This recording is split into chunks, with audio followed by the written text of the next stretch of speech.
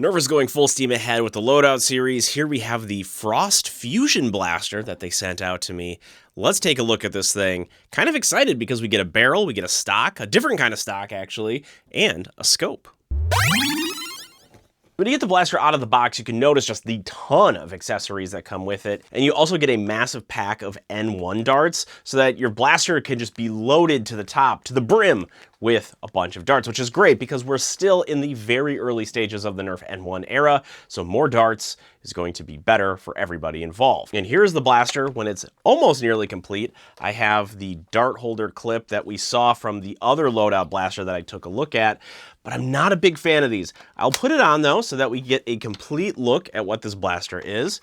But ultimately, this has got to go because I'm not going to use this thing. And if you're ever wondering how to remove one of these, you look for the side that has this and you just kind of get a fingernail under there. You pry it back, it should hinge back out. So here's the blaster, how I will be using it for the duration of the review. Again, the dart holder is just inconsequential to the performance, to anything other than just loading up more darts to it. It doesn't work well with the N1 system because from my experience, those things have not only just been not holding the darts all that well, they also ruin the darts a little bit. That makes them hold the darts less well. It's just a whole problem. But we do have some dart holders in the back of this stock, and I'm really curious to see how these perform. So let's just remove this for a second and we'll try that out. So really the setup for this blaster when you get it out of the box is to load it up with whatever accessories that you want to have on it, and then also put the priming bolt on either side of the blaster. Here I have it on the left side. If I were left-handed, I could put it on the right side so that everything would just work fine. Got some darts in my hands now. Let's see how this setup works, because I've noticed that when it comes to the N1 darts, there's just a million different ways, a million different configurations that they're trying to have a dart holder. Immediately, I already like this one better. I can tell it's such a better fit. So I am really just trying to whip this thing. The darts are sticking really well. I'm just gonna leave them in there for right now. I'm gonna leave them in there and we will get to this a little bit later. So while we're attaching this back, here's how it works. It is just a little clip on the side. When you need to remove it, you push this button and you'll see that little nub retract. But for putting it in the blaster, there is this hole at the bottom. Just sockets right in. I kind of like this look. The utility of it's pretty nice, and the length of it actually feels pretty good. Is it a little short? Yeah, that's a little short, but it's not too terribly bad. It's not the worst stock that I've ever seen on a Nerf blaster, but what I did notice immediately, just like the other N1 Loadout blaster we were looking at, got a squishy handle, and this stock piece doesn't lock in all of that entirely well. If I wobble it,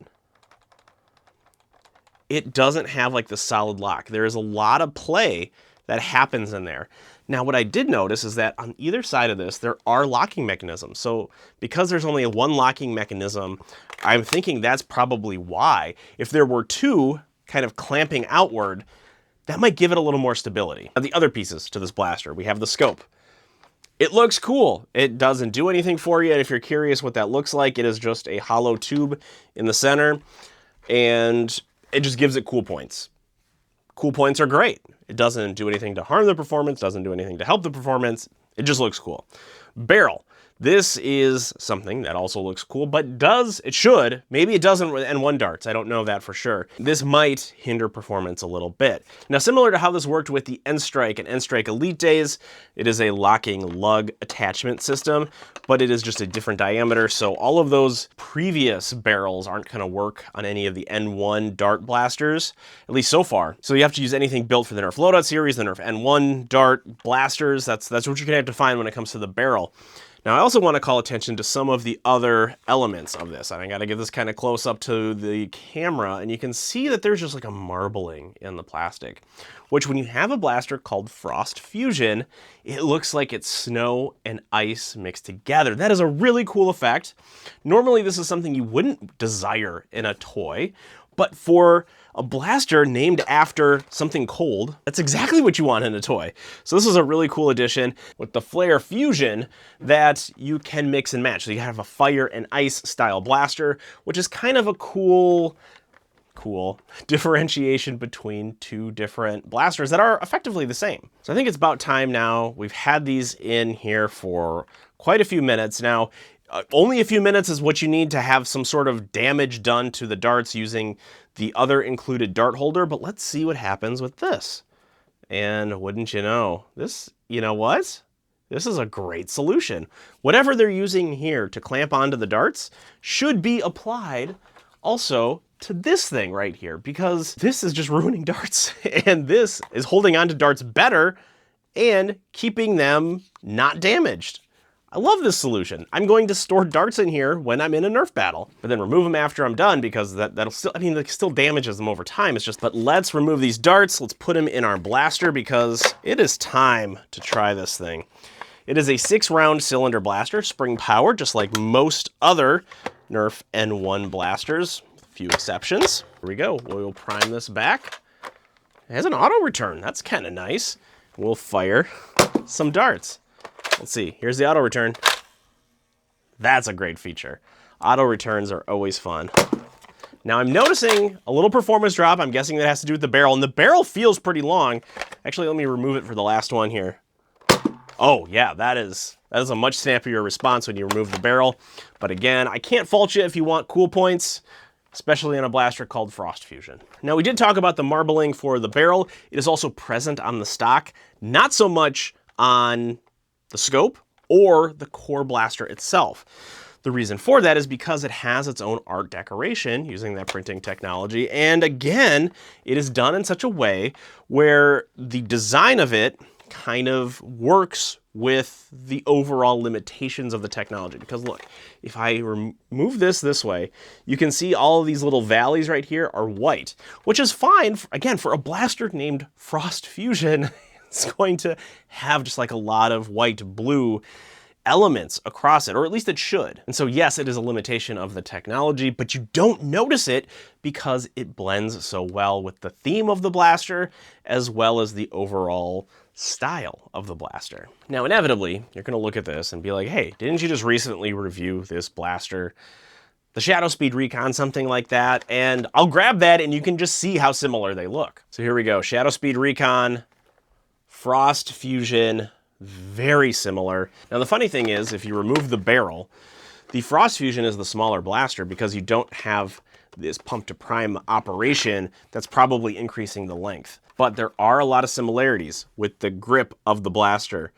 Very similar setup, and unfortunately the same squishy handle that just doesn't feel good. And I was hoping with the Shadow Speed Recon that if you would plug in one of these thumb hole, or I don't even know what you call it, one of the grip stocks, it would maybe shore it up a little bit, maybe make it a little more sturdy.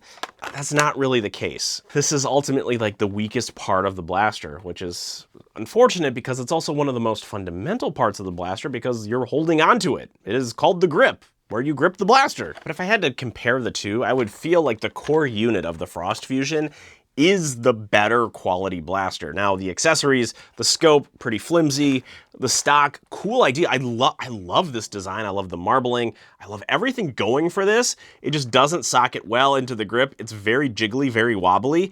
And if they would have had just another one of these retention clips on the other side, I think that would have just made this really a stronger piece, both in a literal sense and a figurative sense. And the barrel, you know, it's somewhere kind of in between. I think it's more in line with the scope than anything, but it still feels pretty good. It's a solid hunk of plastic and it feels good overall. So yeah, like a much better quality blaster than the Shadow Speed Recon, and plus it has an attachment point for a sling, which is something that we haven't seen in a while. I feel like that has been a missing feature in a lot of blasters lately. But if you remember one recently that has one that you don't have to add via Picatinny or one of the attachment rails, let me know in the comment section. The other thing we haven't really touched on is just how many darts you get in this blaster. It comes with 30, and it is a 6-cylinder blaster. You're filling this up quite a bit before you have to run and get some more darts. I love that. I love when just they throw darts at you because you're the one throwing darts at the other end of the room, more often than not. But since we have the Shadow Speed Recon and now the FrostFusion, let's start mixing and matching, because that's really what the Loadout series is all about. I'm gonna take the barrel, I'm gonna take the stock attachment, we're gonna put it on this old blaster, just see how it looks. There we go. No, I'm just kidding. Actually, I can flip this around. So there it is. This is the Shadow Speed Recon with additional gear on it. Same problem with the stock, it's a little wobbly. Again, I think there's just some things to work out with this piece. I like it. I love the concept behind it, but it just needs to be better. And here it is with the barrel. You know, it is a look, not my favorite look, and the reason for that is because I think if this were like a more yellow rather than a gold yellow, this would look a lot better, I feel. Because it's similar enough to the Flare Fusion where the reds and the blues kind of go together, that fire and ice theme, but really it's just like this golden mustard color that is just not doing it for me. So again, it's similar in thought to the Nerf N-Strike Elite, Nerf Modulus line, probably more Modulus because that's what they're kind of going for, like just swapping all the parts between the blasters. But if you're somebody like me who likes a good theme, who likes a good cohesive look to your blaster, some of the options just might not work for you because of the clashing and contrasting colors. Now, to be fair, that's not going to matter for a lot of people. And that is a good thing, ultimately, because more options, more accessories are always fun to have with blasters. But if I were to ideally set up the FrostFusion, it would be to remove the barrel, keep the scope, why not? But also keep the stock. As, you know, kind of wobbly as it is, it serves a really good purpose because you can hold 10 darts on this. You can have 6 darts in the cylinder. You can fill it up twice. It's all good. So ultimately, what do I think? What do I like? What don't I like? What would I have changed? Well, I like that the quality of this blaster is better than the Shadow Speed Recon. There are still some similar faults to it, namely the grip, the handle situation. If this can be redesigned or at least improved in a way that befits the rest of the body of the blaster, I think we'll be in a really good spot with some of the loadout stuff. The accessories, yeah, I mean, like, you don't need the same quality plastic. You know, like, honestly, if we had to make a trade-off, I would rather have the core unit of the blaster be a lot more stabilized and take the hit in the accessories, if that's the trade that we have to make. So yeah, quality is up on this. I like this stock piece. This is fun. It holds the darts extremely well. You saw me at the beginning of this review just, like, throwing the darts around, seeing if I can't just launch them from this. I couldn't. Contrast that to the Shadow Speed Recon, this kind of weird dart holder thing that this is not good. And because it's just an extra piece, that's not a factor into this review at all. You don't need it. In fact, if it gets lost, that's fine by me. I also like that the bolt on this is a metal piece. We have for a long time seen the plastic piece. Don't like those. We're back to the metal piece. That is fantastic. It's also ambidextrous. While it's not a bolt that goes all the way through, which would have been nice, you can at least remove the piece, swap it. Great compromise there. I also like that we're starting to build out some of the accessories to the Nerf Loadout line, and this marbling on some of the accessories, stock and barrel, look really cool. For a blaster that's all about frost and ice and snow, really cool effect, even though sometimes in toys, like, you want to avoid that. Like here, this is really cool, really well done. I don't like the handle, and it's comfortable enough, but it's just not constructed well. It's a lower quality piece overall. It is squishy. That's not something that you want from the grip of the blaster that you hang on to. That is like the main area that you're interfacing with this toy. The other thing that I don't like is just how wobbly this stock piece is, and I think that's the one thing I would have changed. Rather than having just one little clip on the side, I would have put 2 clips on opposite sides so that it probably would have locked in better. So this would have felt like a little more solid, a little more rigid of a piece that would just stick with you. And honestly, this is like a really cool new feature because we've seen this N-Strike stock attachment point for 20 years now. Now we're getting something a little different. It just needs to be partnered with an additional piece and a stronger grip on these blasters. Puns aside, this is a cool blaster. Like, if this were a Christmas present under the tree, like, this is just a fun thing to set up. You pull back on the prime, the auto return, and you're off to the races with a Nerf battle. Like, this is what Nerf's about. A little over the top, fun, exciting, something a little new, cool gimmicks, and yeah, like this is my favorite loadout blaster so far. Is it perfect? By no means is it perfect. I think there's the issue of the handle that still needs to get sorted out for this, but for the amount of darts that you get, for the amount of accessories that you get, and for the design of the blaster, this is a fun one. If you like our discussion on blasters, I also talk about action figures, pop culture, collectibles, anything action related. Stay tuned here at the Ri-Fi channel. Gotta hit that subscribe button though. And for now, that's all I know about the Nerf Loadout FrostFusion. Thanks to Nerf for sending this out. We'll see you next time.